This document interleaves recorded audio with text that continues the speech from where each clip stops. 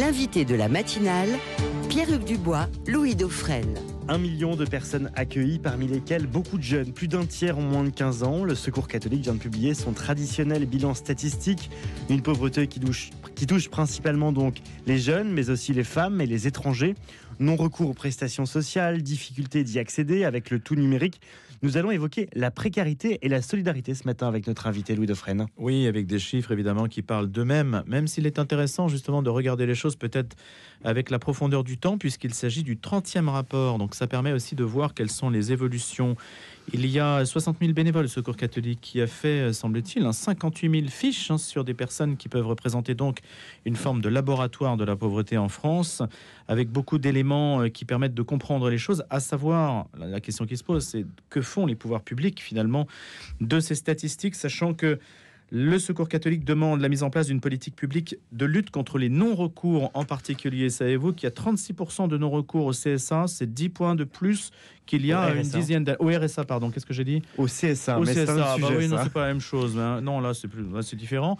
Le RSA, le revenu de solidarité active, qui doit normalement ramener à l'emploi. Eh bien, on va en parler ce matin avec Didier Durier. Bonjour. Bonjour Pierre-Hugues, bonjour Louis. Président du Secours catholique, merci beaucoup d'avoir accepté notre invitation pour revenir sur ce rapport statistique. Peut-être une question très simple. Y a-t-il plus de personnes pauvres en France aujourd'hui qu'il y a un an ? Alors, nous, ce qu'on constate dans les personnes qu'on accueille, on n'accueille pas tout le monde, mais enfin un gros million de personnes, comme le rappelait Louis, on constate une dégradation de la situation, avec un revenu médian des gens qu'on accueille qui a encore chuté, de 19 euros, donc à peu près 3%. On est à 555 euros. Et une fois que vous comptez... Par mois, excusez-moi. Et le reste à vivre par jour doit être de l'ordre de 6 euros. On ne l'a pas recalculé cette année, mais il doit être de l'ordre de 6 euros. Donc vous pouvez imaginer ce qu'on peut faire avec 6 euros une fois qu'on a payé les incontournables, électricité, loyer, etc. Un point saillant de ce rapport statistique cette année, et Louis en parlait, c'est la difficulté d'accéder aux prestations sociales. Et vous le liez au tout numérique. C'est parce que désormais tout est digitalisé, tout est sur ordinateur, que les personnes ont plus de mal de recourir à leurs prestations auxquelles elles ont droit. Tout à fait. Alors on le lie à 3 choses. C'est le focus de cette année, la difficulté d'accès aux prestations sociales. On appelle ça la solidarité s'éloigne. C'est l'éloignement géographique. On a quand même beaucoup de services qui ont fermé, qui continuent à fermer leurs accès physiques pour les personnes. 2, le numérique, la numérisation. Nous, ce qu'on constate dans les personnes qu'on accueille, c'est très souvent qu'on a d'abord besoin d'écoute. Qu'on comprenne la situation des gens. Et vous savez, un ordinateur, c'est pas bien écouté. On a des gens, on a eu des témoignages, des gens qui nous disent, déjà la première chose qu'ils nous demandent, c'est est-ce qu'on n'est pas un robot ? Donc on a un robot qui nous demande si nous, humains, on n'est pas un robot. Il y a un manque d'humanité qui est terrible. Nos bénévoles passent une grande énergie, un grand temps à compenser, autant que faire se peut, ce manque d'humanité. Et puis le 3e point qui monte, qui n'est pas le plus facile à quantifier, mais qui monte, c'est la stigmatisation. C'est cette musique qu'on entend de plus en plus fort, qui consiste à dire, vous savez, il y a plein de gens qui se réfugient, entre guillemets, dans l'assistanat parce que finalement, ils vivent mieux que s'ils travaillaient. Ce qui est absurde, faux, factuellement, mais cette musique monte, malheureusement. Pourquoi est-ce faux ? C'est faux parce qu'aujourd'hui, si vous prenez l'ensemble des prestations d'État, je crois qu'il y en a 15, au maximum, vous avez 70% du SMIC. Donc il n'y a personne qui peut gagner plus en faisant de l'assistanat, entre guillemets, ou en étant assisté, comme nous on le dirait, qu'en travaillant. Si on cumule tout, quels que soient les statuts des personnes. Quels que soient les statuts des personnes, ça nous a été confirmé par le ministre de la Solidarité, Paul Christophe, hier, qu'on a eu la chance de rencontrer dans le cadre du Pacte des Solidarités. Et c'est quelque chose qu'il faut faire savoir. On lutte là, et vous savez, c'est compliqué dans l'époque actuelle. Les gens assez facilement instrumentalisent un exemple qui est sorti du chapeau, mais il faut savoir que non, on ne peut pas gagner plus via les prestations que ce qu'on gagne en travaillant. Depuis janvier 2022, l'inflation alimentaire a bondi 20%, donc ça veut dire que c'est 20% plus cher de manger aujourd'hui qu'il y a 2 ans. Quels sont les grands sujets sur lesquels le Secours catholique vient en aide et qu'est-ce que vous voyez sur le terrain ? Est-ce que c'est ce sujet de l'alimentation, mais est-ce qu'il y en a d'autres ? Je pense notamment au logement. Les sujets, oui, l'alimentation, le logement, l'aller vers, c'est-à-dire que l'isolement... Aller vers, alors en 2 mots, c'est ça ? Aller vers les gens. L'isolement, le fait qu'aujourd'hui les services soient fermés, le fait que les gens aient des difficultés pour accéder à la mobilité parce que les voitures sont plus chères, le carburant est plus cher, fait que nous allons vers les gens. On n'est pas les seuls. Nous avons ce qu'on appelle des fraternibus qui vont régulièrement dans les campagnes où plus personne ne va, où il n'y a même plus la poste, si vous voyez ce que je veux dire. Enfin, on a quand même, aujourd'hui, je crois, 60% des communes en 2021 n'ont plus même pas de commerce de proximité. C'était en 80, 25%. Donc on est quand même, là, c'est la réalité du terrain. Donc c'est un de ces soucis. Et puis, comme vous le disiez, accompagner les gens dans leur démarche administrative, dans, entre guillemets, le retour à l'emploi et l'insertion plus globalement dans la société, puisque l'emploi n'est pas la solution pour tout le monde. Sur l'inflation alimentaire, vous sentez que ça a laminé une partie de la population ? C'est clair, hein. On a vu remonter, ça c'était plus l'objet de notre rapport de l'an dernier. Nous, la demande alimentaire avait un peu baissé en priorité des gens qu'on reçoit. Hein, parce que la première chose, les gens nous demandent de l'écoute. Et assez souvent, après, donc l'aide aux démarches, etc. On a vu remonter la préoccupation alimentaire très très fortement ces dernières années. Donc oui, ça a vraiment fait un point de bascule là, depuis l'inflation. Et après, les banques alimentaires, tout le système quand même fonctionne ? Vous estimez que ça fonctionne ? Les grandes surfaces qui peuvent mettre aussi à disposition des produits qui sont soi-disant touchés par la péremption, mais en fait que l'on peut continuer à consommer, ça existe ou pas ? Alors, pour éviter le gâchis. Les banques alimentaires fonctionnent. Pour éviter le gâchis, oui, il y a des choses qui existent. Hein. Moi, j'ai fait dans une autre association de la distribution pendant pas mal d'années. Il faut faire attention. On a aussi des choses que il faut jeter parce que bien qu'elles soient, elles sont vraiment pas utilisables. Ça fonctionne. Ça permet aux gens de survivre. Hein. Les 25% de personnes qui n'ont aucun revenu, il faut bien qu'elles survivent d'une manière ou d'une autre. Mais on n'a pas faim en France, Didier Durier, quand même. On n'a pas faim en France, oui, parce qu'on a ces systèmes-là. Mais justement, moi, quand on reçoit ces personnes qui viennent vous voir, elles vous regardent en baissant les yeux, si vous voyez ce que je veux dire. C'est-à-dire qu'il y a une honte d'avoir besoin d'accéder à une distribution alimentaire. Après, que le système le permette, c'est très bien, mais ça n'est pas la bonne solution pour que les gens prennent confiance en eux-mêmes et en la société. Quelles solutions peuvent-elles être mises en place face à ce bilan ? Vous constatez qu'il y a de plus en plus de personnes pauvres, 1 million de personnes accueillies, c'est colossal. Quelle piste de solution peut-on avoir ? Et après, peut-être qu'on viendra à ce qu'on peut proposer aussi au ministre des Solidarités. Je crois que vous l'avez rencontré hier. Oui. Alors, piste de solution, il y en a quelques-unes explorées dans le rapport. Quand on parle de la dématérialisation, il y a ce que font les associations, nous et d'autres. Il y a les maisons France Service qui sont... C'est une bonne idée, ça, c'était une bonne idée mise en place récemment. En tout cas, on constate que là où il y a des maisons France Service, le non-recours est plus faible que quand il n'y en a pas. On constate que le déploiement est à peu près en ligne avec ce qui était annoncé. Après, il y a des marges d'amélioration, et on a Claire Hédon, la défenseur des droits, qui a témoigné dans notre rapport, qui dit que si on avait des agents qui aient les moyens de n'être pas qu'un guichet d'accueil, mais aussi de faire avancer les dossiers, par exemple sur la CAF ou sur la caisse retraite, ça serait un plus. Donc ça semble être une solution et on encourage effectivement le développement et la montée en compétences des maisons France Service. Sur l'aspect stigmatisation, c'est très important, je pense, qu'on arrive à faire passer ce message que non, les gens ne peuvent pas gagner plus en étant assistés que s'ils travaillaient. Ça, c'est compliqué. Mais c'est dans le rapport, votre calcul, là, justement ? Lequel, pardon ? Celui que vous avez justement mentionné, qui consiste à dire qu'en fait, on a intérêt à ne pas travailler parce que finalement, on touche le SMIC.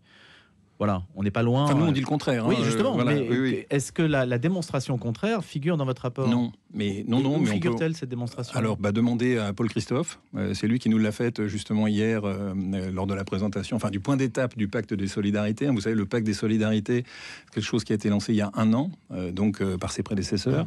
On a eu un point d'étape hier. Et le but du pacte des solidarités, c'est de réunir autour d'une table les assos, les services publics, les ministères, parce que on a quand même un fonctionnement très siloté en France. Hein. Oui, parce qu'il y a le ministre du Logement auquel vous parlez, le ministre de l'économie sans doute, la santé, la solidarité. Oui, bien sûr. Et donc, le travail. Voilà. Et donc, on lui a posé il nous a dit, mais moi, je suis prêt à dire à qui que ce soit ce 70%. C'est pour ça que je suis sûr de mon fait qu'il est impossible de gagner plus avec de l'assistanat. Donc, mais je vais être un petit peu cynique sur l'histoire. C'est-à-dire, si on raisonne de manière en économie, c'est-à-dire selon son propre intérêt, pourrait-on dire, si on devait relire Hayek, par exemple, on dirait qu'il y a des personnes qui font tout pour toucher le maximum de subventions, en organisant plus ou moins leur insolvabilité pour que fiscalement, d'une certaine façon, elles perçoivent le maximum du filet social, et qui travaillent au noir à côté.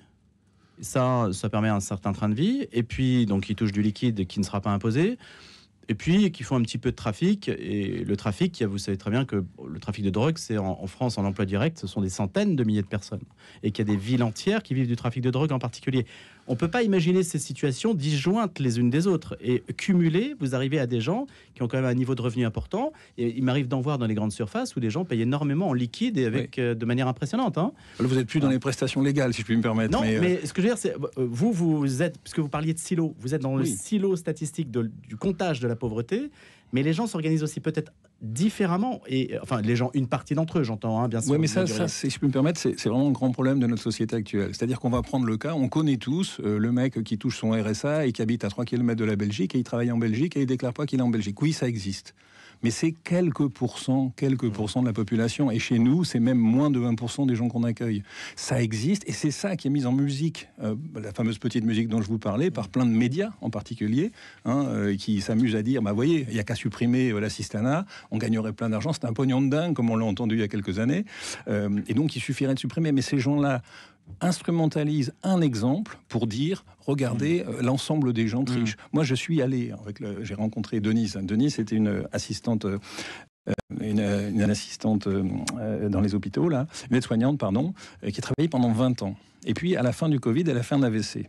Sortant de l'AVC, plus la capacité elle-même de gérer ses dossiers, l'assistante sociale pourrait l'utiliser, mais comme vous le savez, on manque d'assistante sociale, et là on est quand même à Versailles, c'est pas le département le plus compliqué, et donc elle s'est retrouvée complètement isolée, a tout perdu, ses loyers qui augmentent, EDF qui lui fait des relances, etc. La spirale, complètement. Et voilà, et c'est ça les gens qu'on rencontre. C'est la grande majorité des gens qui ont eu des accidents de la vie. C'est pas. Il y en a bien sûr qu'il y en a des gens qui truandent, et à tous les niveaux par ailleurs. C'est pas que les gens dans l'assistanat. Quand vous dites la drogue, les consommateurs de drogue, c'est pas les gens qui sont assistés. Mais qui souffrent aussi peut-être d'une absence de solidarité familiale ou communautaire, qui sont plus vulnérables. Alors, c'est vrai que dans ce que vous avez dit, je vous interromps juste. Vous avez dit un mot. Vous avez dit tout à l'heure ce que les gens viennent d'abord chercher, c'est de l'écoute. Ce qui est quand même paradoxal, alors qu'on est dans la matérialité, dans la rhétorique des moyens et des politiques publiques. Et vous dites, en fait, ce qu'ils veulent, c'est de l'écoute. C'est le premier truc. C'est ce qui ne se compte pas. Et d'ailleurs, c'est pas matériel. Au Secours catholique, il y a autant un volet économique qu'un volet d'écoute et de fraternité. C'est bien sûr votre grand slogan. C'est le pivot qu'on a fait il y a une trentaine d'années, si vous voulez, de passer de ce qu'on appelle le distributif. Et évidemment, quand les gens ont froid, il faut les vêtir. Évidemment, quand les gens ont faim, il faut leur donner à manger. Mais il faut que ce soit le début de l'histoire. Il faut qu'après, on les accompagne pour comprendre pourquoi ils sont là, quels sont leurs manques, quels sont les accidents de la vie, comment on peut les réinsérer dans une fraternité efficiente qui font qu'ils réussissent à se réinsérer. Et ça, c'est vraiment notre rôle à nous, Secours catholique. On constate avec plaisir que d'autres associations pivotent de la même manière. C'est vraiment là qu'on peut faire quelque chose. Et donc, les distributifs, oui, mais l'accompagnement, c'est clé. Et d'ailleurs, des dizaines de milliers de personnes ont donc été comptées statistiquement dans ce rapport statistique pour arriver à ces conclusions. Didier Durieux, président du Secours catholique, avec nous. Je voudrais qu'on évoque aussi les bénévoles qui font partie de votre association du Secours catholique, parce qu'ils sont très importants. Hier, il y avait un sondage qui est paru dans la presse, dans La Croix en l'occurrence, à l'occasion du dîner des bâtisseurs, un dîner qui rassemble les décideurs catholiques. Et ce sondage révèle que chez les catholiques, il y a un grand engagement au bénévolat. Vous, quelle est la situation des bénévoles aujourd'hui au Secours catholique ? Est-ce que vous en trouvez assez ? On dit notamment que l'âge de départ à la retraite, ça a pu engendrer un repli d'un certain nombre de bénévoles. Que constatez-vous, vous, sur le terrain ? On constate une évolution. Il y a eu un creux, très clairement, après la Covid, effectivement, où on a vu une baisse des bénévoles. Et en tout cas, moins de bénévoles. On peut pas forcément dire moins d'engagement. D'ailleurs, ça a été reflété par les baromètres, France Générosité et autres. On est apparemment sur les mêmes baromètres sortis de ce creux. Et c'est ce qu'on constate. C'est-à-dire qu'il y a probablement à peu près autant de personnes prêtes à s'engager qu'avant ce creux. Par contre, le profil a changé. Il y a effectivement plutôt moins de personnes de 60 ans et plus, donc en pré-retraite ou en retraite, et il y a plus de jeunes. Pourtant, on dit que les jeunes ne veulent pas s'engager, que les gens globalement ne veulent pas s'engager. Vous, est-ce que vous le constatez ? Non, enfin, les gens qui sont avec nous s'engagent. Ce que ça nous pose comme difficulté, c'est à la fois une magnifique opportunité d'engager des gens qui ne sont pas forcément très engagés, mais l'organisation a été conçue avec justement une grande masse de bénévoles plutôt âgés, très disponibles, alors que les jeunes ont en général une vie sociale, une vie professionnelle qui fait qu'il faut qu'on adapte les missions à leur volonté de s'engager. Ça fait partie de nos grands challenges et ça marche pas trop mal. Qu'est-ce qu'on fait si on est bénévole au Secours catholique ? Alors, ça dépend aussi du temps que vous pouvez y faire. Ça peut être d'accompagner les gens justement dans leur démarche administrative, de les écouter, de faire remonter ces fameuses fiches, mais c'est pas tous les bénévoles. C'est faire de l'aller vers, c'est prendre un fraternibus, le conduire, aller voir les gens. Ça peut être les aider dans la mobilité avec votre véhicule ou un véhicule que nous prêtons. Il y a vraiment beaucoup. On a des épiceries solidaires. Vous savez, l'avantage du Secours catholique, on a quand même un ancrage territorial fort, et chaque délégation s'attaque à la pauvreté et la précarité telle qu'elle la ressent dans son territoire. territoire. Je voudrais m'arrêter justement sur cet ancrage territorial. Ce qui est assez impressionnant, c'est qu'il y a de nombreux endroits où l'Église catholique d'ailleurs n'est plus présente. Il n'y a plus de curé, il n'y a même plus de messe dans l'église de la ville ou du village. Il y a quasiment plus de services publics et pourtant il y a encore un local du Secours catholique. Comment vous expliquez encore cet ancrage territorial extrêmement présent? Et est-ce que vous anticipez, Didier Durieux, un éventuel repli dans les années qui viennent, comme il y a eu un repli de l'implantation de l'Église catholique, comme il y a eu un repli des services publics? Y a-t-il un risque d'un repli des locaux du Secours catholique? Des locaux, c'est possible. Il y a des endroits où la situation n'est pas aussi brillante que ce que vous décrivez. Il y a des endroits où effectivement on est très implanté, voire on se développe. On a quand même augmenté très sensiblement le nombre d'accueils de jour. Je crois que en 2 ans, on est passé de 60 à 80. Donc c'est quand même important. L'accueil de jour, c'est un café c'est quoi? Alors au départ, c'est ça, c'est un café, mais c'est aussi, vous savez que plein de gens ont besoin d'une adresse postale, donc on fournit une adresse postale. C'est aussi une bagagerie, c'est aussi de temps en temps la possibilité de faire laver ses vêtements, etc. Bon bref. Donc il y a des endroits où on se développe, des endroits où on se contracte. Et c'est pour ça que je venais sur l'Allée Vert avec Louis. C'est important pour nous de garder cette capacité, donc avec des bus, des choses comme ça, d'aller voir les gens, de passer du temps avec eux. Et encore une fois, le contact, l'écoute, c'est ce qui permet d'aller plus loin. Comment se fait-il que le ministre que vous rencontrez ne mette pas à disposition des moyens simples d'accès aux prestations? Quand on voit que le RSA, on le disait tout à l'heure, plus d'un tiers des ménages français éligibles au revenu de solidarité active, 36%, rencontrés par le Secours catholique, ne le sollicitent pas. C'est la même chose pour les allocations familiales. Le quart des ménages éligibles ne les perçoivent pas. Parce que c'est ce que vous dites, c'est la croix et la bannière. C'est la croix et la bannière. Comment ça se fait, ça? Comment ça se fait? Alors, déjà une approche très silotée. Moi, je suis pas. Ce qu'on entend quand même, l'impression que ça donne en tant qu'usager, c'est que la dématérialisation a été faite en silo. Chaque ministère, chaque caisse a fait sa dématérialisation dans son coin. Il y a quand même un truc frappant. Si vous essayez l'ergonomie de ces portails-là, il n'y en a pas de pareil. Ouais, les fameuses maisons, les fameuses maisons France Service qui sont clés sont pas repérées de la même manière.